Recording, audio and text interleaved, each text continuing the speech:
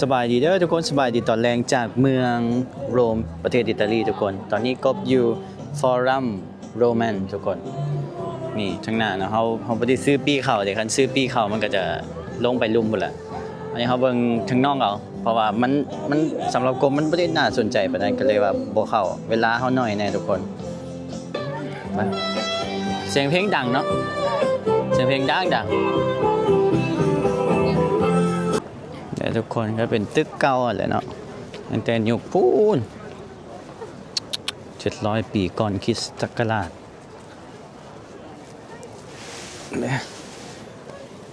ตึกเก่าสมัยนั้นคือที่แบบเจริญดีเนาะยุคโรมันพุ่นน่ะตึกบางตึกใหญ่เด้แล้วไปฮอดพูนพุ่นน่ะทุกคนสูงเนาะพุ่นฮอดเทิงพุ่นต้องเอาโทรศัพท์ถ่ายทุกคนเบิ่งเลยนี่สถานที่นี้เนาะทุกคนโรมันฟอรัมเป็นศูนย์กลางของวิถีชีวิตชาวโรมันสมัยโบราณทุกคนตั้งอยู่กรุงโรมระหว่างเนินเขาปาลาตินและคาปิโตไลเป็นศูนย์กลางทางด้านการค้าขายศาสนาและเศรษฐกิจใช้จัดประชุมว่าด้วยการซื้อขายและพิธีการสำคัญมีอาคารเซนวาสารและอนุสาวรีย์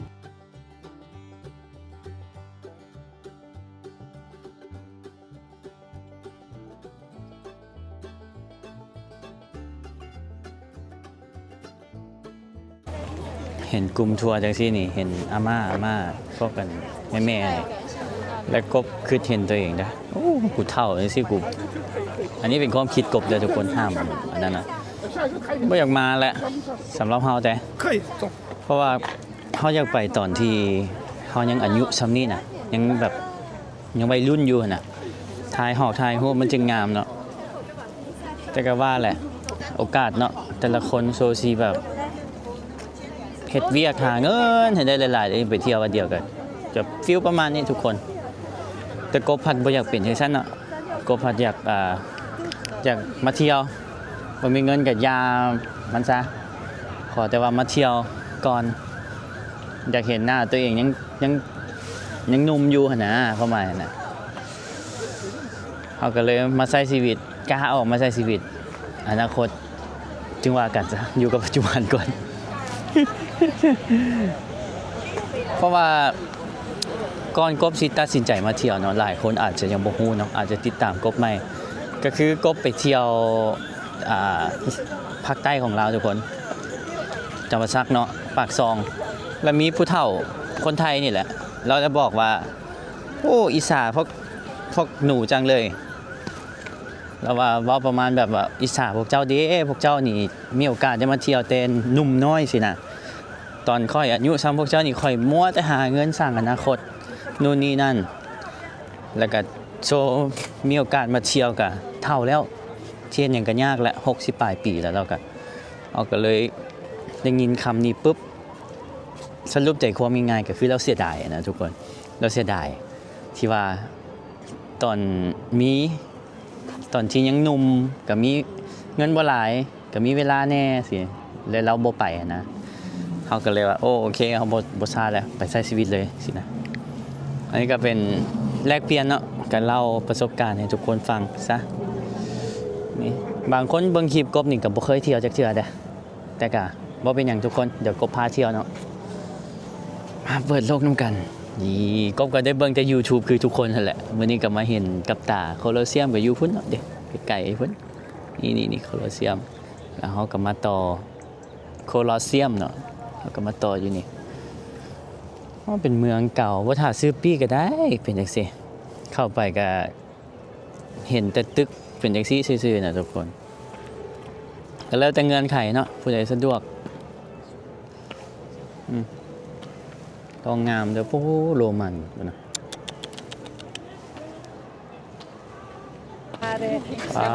คนบักหลายทุกคนโซนนี่เนาะคนมาเบิ่งอันนี้คนมีไปโคลอสเซียมอย่างเนี้ยอ๋อมีรูปปั้นเลยนี่รูปปั้นโรมัน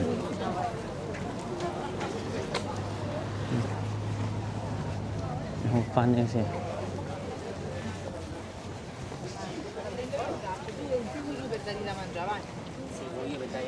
Ma che è?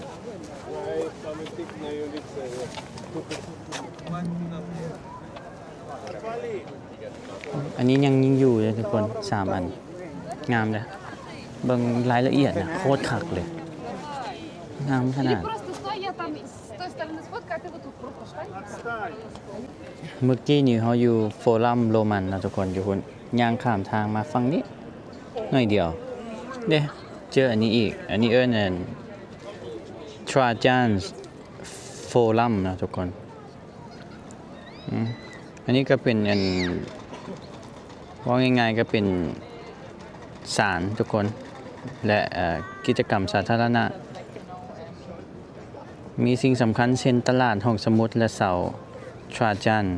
โคลัมเนาะทุกคนแสดงถึงความรุ่งเรืองและอำนาจของโรมันทุกคนอ๋ออาณาจักรโรมันใหญ่ๆเดี๋ยวมีเสากลางตัวนี้เดี๋ยวให้ก่อนทุกคนเสากลางตัวนั้นเพราะอาณาจักรโรมันใหญ่แห่ง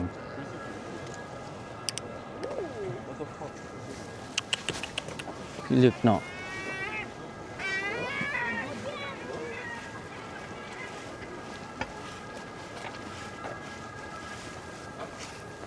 เป็นตึกเก่าเบิดและฝั่งนี้ก็จะเป็นตึกแบบเห็นบ่เสาตั้งขึ้นแล้วก็เสากลางทุกคนโอ้เก่าแก่ขนาดนี้นี่ตึกนะเลี้ยวอ้อมซ้ายอ้อมขวาเนาะตัวนั้นก็โคโลเซียมอยู่ฝุ่นทุกคน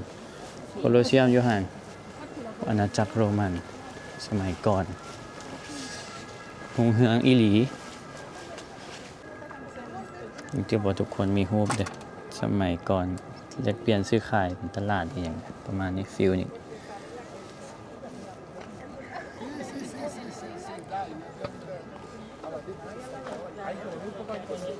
เขาลงเป็นลุ่มมือใดมือนั่นเนาะทุกคนยาง19,000นี่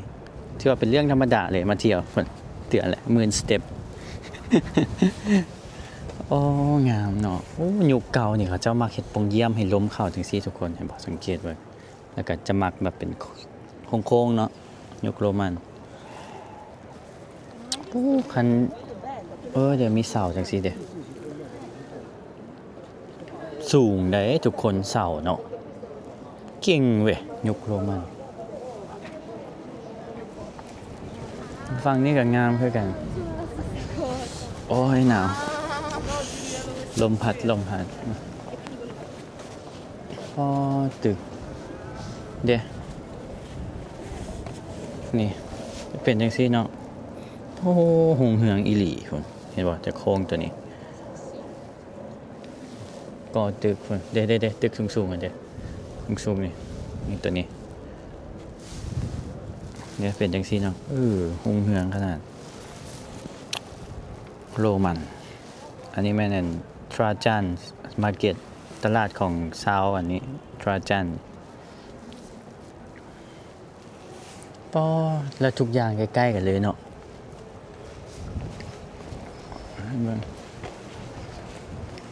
อันนี้แม่นยังไงนี่อันนี้ก็คือที่เป็นตึกเก่าตัวนี้งามเลยเป็นทรงมนๆนะทุกคน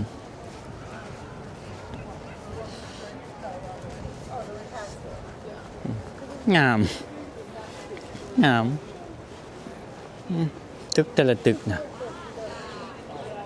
แล้วมีต้นไม้อันนี้อีกงามอันนี้เดี๋ยวกบต้องซูมให้ทุกคนเบิ่งเลยนี่ทุกคนเดี๋ยวโทรศัพท์ซูมกันจ้ะเบิ่งเด้อเอาพุ่นน่ะเห็นบ่ทุกคนนี่นะเป็นรูปปั้นเป็นคนเลยได้นี่อยู่นี่เป็นคนอันนี้ก็เป็นคนพุ่นน่ะอ้อมหมดเลยโรมันนี่เป็นอีหยังกับคนเนาะสมัยก่อนเนาะต้องมีแบบคนอันนี้นี่ตัวนกก็ไปจับอยู่หัวนะ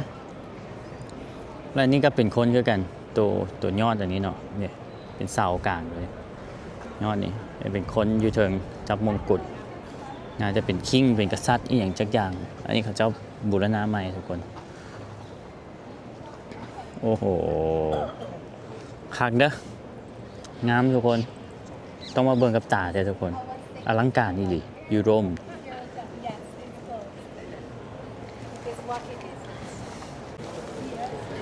เมื่อกี้ย่างขึ้นมานี่ทุกคนเห็นปะ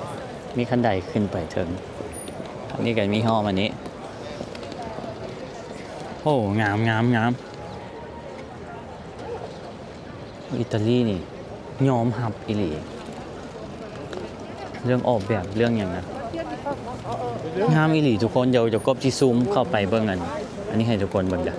โคตรงามรายละเอียดนะแบบเป๊ะเป๊ะทุกคนนะว่าอ๋อดีเทลลงรายละเอียดนะโคตรดีเลยแม่พิมพ์บ่ก็น่าจะมีแม่พิมพ์เฮ็ดเนาะยอมใจ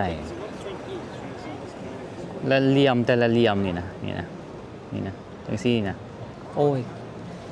เก็บรายละเอียดคักเบิ่งเสาตัวนี้แหงรายละเอียดทุกคนเบิ่งไกลๆนี่บ่มเห็นอย่างได้นี่มีแกะสลักรูปคนแปลงคนสู้กันฆ่ากันมีขี่ม้ามีขี่หยังอ๋อที่โทจับเหาะจับดาบโอ้ต้องเอาโทรศัพท์ถ่ายอีกแล้วทุกคนเด้อู้น่ะงามเห็นบอกอยู่ลุมเนาะนี่ทุกคนงามอีหลีเบิ่งรายละเอียดไหมนะแกะสลักอันนี้น่าจะเป็นพวกหินอ่อนบ่ฟิลแบบพญานาคเนาะนี่ลายสเก็ตแล้วทางนี้ไปบ่เห็นไหม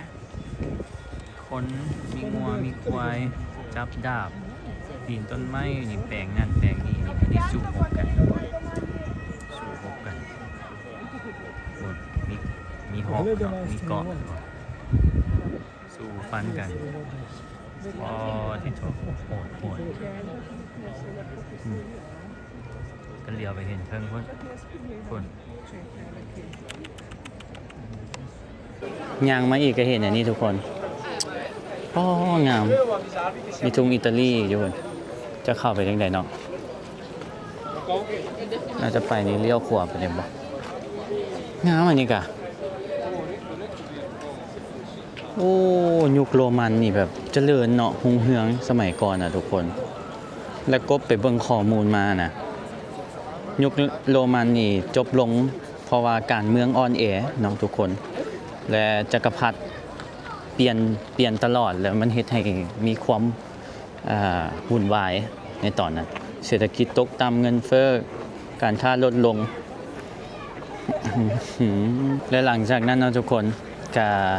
ยุโรปแตกเป็นอาณาจักรน้อยๆไปแต่ก่อนแบบอาณาจักรใหญ่แห่งโรมันยุโรปเนี่ยแบบรวมกันอยู่นี่แหละยุโรปนี่แหละโอ้ว้าวอยู่ได้นี่ทุกคนยังว้าวอยู่ได้นี่มาเบิ่งประวัติอ่านประวัติดีๆแล้วมันเป็นจังซี่เนาะอาณาจักรโรมันใหญ่แห่งอันนี้เป็นสถานที่3ทุกคนเห็นบ่คนยุคโรมันจับตัวสิ่งโอ้โหอันนี้สถานที่นี้เอิ้นว่าอาจจะยากอยู่เด้อทุกคนอันเตเรเดลลาปาตรียอะไรเนาะอ๋อสร้างตั้งแต่ปีคศ1885ทุกคนสำเร็จในปี1935โอ้อันนี้เป็นอนุสาวรีย์นะทุกคนแสดงถึงความยิ่งใหญ่และการรวมของชาติอิตาลีโอ้สมพอมีรูปเนาะใหญ่อีหลีเลยรูปปั้นจะบอกใหญ่ๆเอง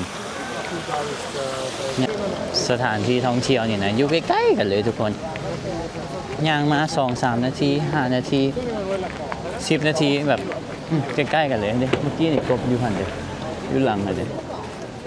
แล้วย่างมาข้ามมาฝั่งนี้ก็ฮอดนี่แหละโอ้งามเลยงานไหนใหญ่แหงทุ่งอิตาลีพัดปิวไปจะมีคนขี่ม้าเนาะสุดเกาะอยู่คน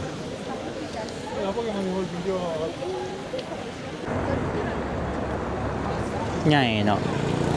อันนี้อยู่กลางเมืองเลยรถขี่อ้อมไปพุ่งก็ได้ทุกคนไปเอาจะยางเลาะอันนี้มาฟังนี้ตอนนี้ก็เวลานี่ทุกคน5 โมงเกือบครึ่งเนาะไล่5 โมงครึ่งเลยซะ อ๋อนักท่องเที่ยวหลายอีหลีทุกคนแบบมาโคลอสเซียมเนาะแล้วก็ย่างมาใกล้ๆนี่นะโคลอสเซียมอันนี้ต่อไปกันโรมันแล้วก็ทราจานหั่นแล้วก็โคลอสเซียมอยู่ระแวกเดียวกันเลยทุกคนนั่นตึกอันนี้ก็โหดโอ้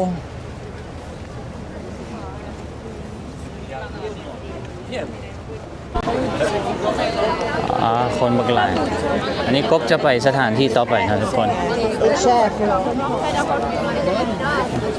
นำพระเจ้าไปเลยซะลงไปฟังเพิ่น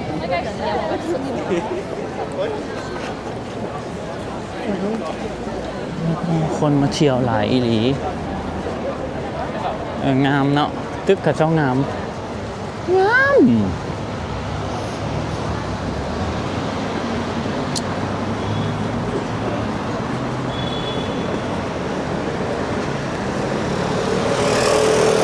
ย่างไปอีก700 เมตรทุกคนใกล้ๆเนาะสถานที่เป็นว่าอย่างว่าแพททอนบ่แพททอนบ่ทุกคนคันซื้ออันสถานที่กบอ่านผิดก็ซอรี่เด้อทุกคนอ่านตามเฮาเข้าใจแหละบ่แม่นภาษาเฮาเนาะผิดชื่อก็ย่างมันซะ ย่างไปก็หน่อยนึงก็เห็นงามอีกแหละทุกคนนะก็ค่อยหมุนเนาะ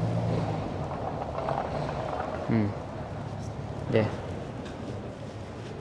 งามแบบเขาจะล็อกเป็นสีปุ๊บสีหนึ่งไปเลยนะ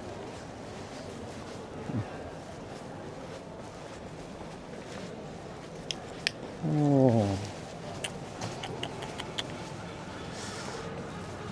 คักแค่มาเห็นกับตาเนาะนะสมัยก่อนเขาก็เจ้าก็สร้างเป็นแผ่นในนี้ใหญ่ๆเนาะนะล็อกจังสินะมาซุปใส่ทุกคนเฮานี่เก่งเนาะอ๋อนี่งามขนาดเดียวไปนะ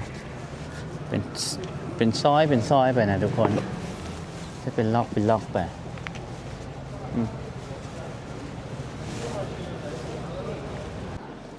ย่างมาหน่อยเดียวทุกคนก็จะไปเห็นซอยเป็นอย่างนี้ซอดกันซอดไปซอดมาอยู่แบบคักเนาะเท่ากับมาตามและเบิ่งกบ10 ปีเนี่ยเบิ่งเดี๋ยวแบบย่างไปหน่อยนึงแล้วไปซอดสินะผังเมืองเขาเจ้าคักแบบ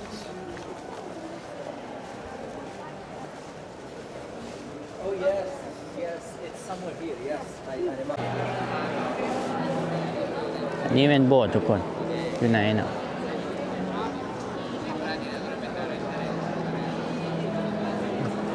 อันนั้นคือว่าเสียงดังเนี่ย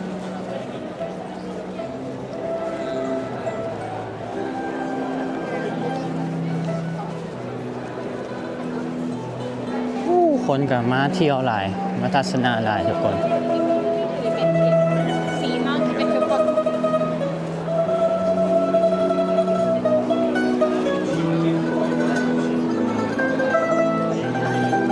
ฮอดเลยเดี๋ยวนี้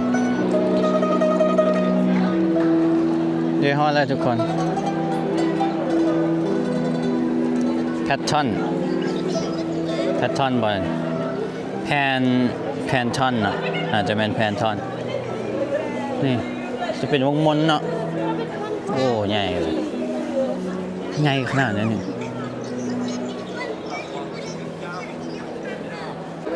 โอ้ทุกคนก็เบิ่งข้อมูลมาแล้วเนาะอันนี้นะแต่ก่อนเป็นวิหารของเทพเจ้าทุกองค์ในศาสนาโรมันเลยนี่ทุกคนสร้างครั้งแรกตั้งแต่ประมาณ27 ปีก่อนคริสตศักราชทุกคนปัจจุบันนี้เป็นโบสถ์ทุกคนพองามขนาดงามได้บางใหญ่ๆหนึ่งเห็นไหม แล้วคนก็มาต่อแถวน่าจะซื้อปี้เขาเนาะหลายเลย โอ้มองท่องเที่ยวนี่อยู่ใกล้ๆกันเลยเว้ยต้องได้ย่างนะทุกคน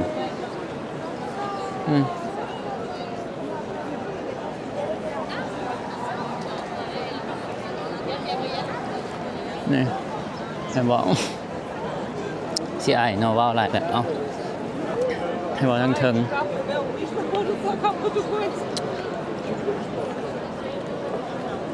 มาริปาอย่างคอสอย่างอ่านจังได๋ทั้งเทิงเนาะต้องถ่ายรูปก่อนจะมาแหละอ้าวน้ำนี่ก็กินได้นี่ทุกคนเบิ่งกันจะตรงก่อนเนาะน้ำออกมาเลยเดี๋ยวบางคนก็ล้างมือบางคนก็เอาน้ำดื่มตุกน้ำดื่มออกมาต้องกินเลยน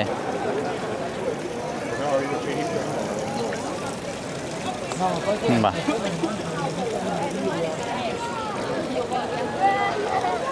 บักน้อยๆนี่ Do you guys find stars? เฮาบ่มีหมู่เนาะอยู่ในโฮสเทลเขาจะออกไปเบิดเด้กบก็เลยบ่มีหมู่เดี๋ยวมาหลอกคนเดียวโอ้จะเป็นวงมนทุกคนจะเป็นวงมนเดี๋ยวทั้งหน้าจะมีเสาพี่เนาะแล้วอันนี้ก็จะเป็นวงมนจังซี่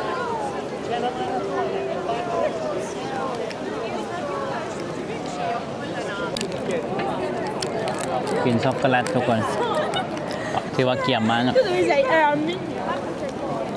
เลาะหลายกับเมื่อยแล้วนั่งชิวๆก่อนน้องเที่ยวหลายอ่ะมีคนมาขาย power bank นั่นอยู่ใช่ปะยืนมาจับกันอยู่หุ่นวายจ้ะก็โบก้าเอาโทรศัพท์ให้คนอื่นถ่ายจ้ะมีแต่เซลฟี่เองเนาะเสียบวิวกันทุกคนตอนได้มาน่ะเพราะอะไรก็ชื่อก๊อฟเพราะยางกับกันจนอยู่แล้วเอาเรื่องเลยทุกคนลากับกบยังที่เดินทางต่อเนาะมื้ออื่นต้องไปนอนพักผ่อนให้เพียงพอ